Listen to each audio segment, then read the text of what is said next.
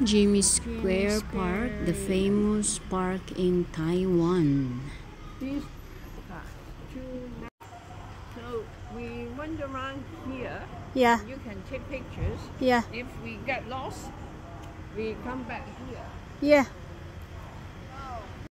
Yan, may nakasulat sa park na yan. Nakikita nyo kung ano yung nandyan sa maliit na park na yan, kung ano yung kwento. Yan. Yan daw, magka left and right ang mga taong magbibiyahe, traveling to other places in Taiwan. Yan, nagpicture ng aking mga amo. Yan, picture sila. Nag-i-enjoy din silang mamasyal sa maliit na park. Kasi ito first time ko lang napuntahan. Sila ilang beses na napuntahan. Kumbaga sila ang aking tour guide. Yan, gusto na smiley na picturean. Kanina pa sila nagpa-picture sa akin dyan. At yan ha. Tapos na silang napicturean. Mamaya-maya lalakad-lakad kami. Yan, lakad-lakad tayo. Tingnan natin ang park na dinadayo ng mga tao.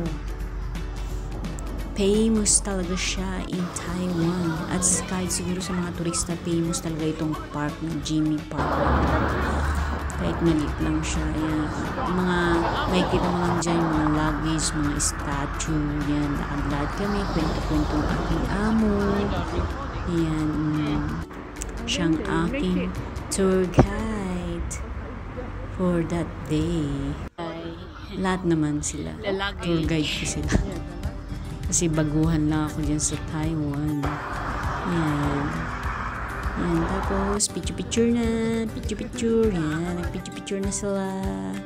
Yan. Nag-picture-picture na rin ako sa malalaking mga maleta at sa boy na paalis and maleta ulit. Ayan, ang girl na paalis ulit.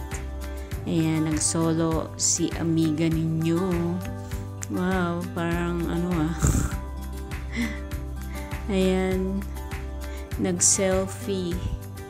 Wala kasi akong taga-selfie, taga-picture, kaya ako na lang mag-picture sa sarili ko gawa. Ayan, mas enjoy ko pa yung sarili ko, yung mag-isa ko lang mag-picture.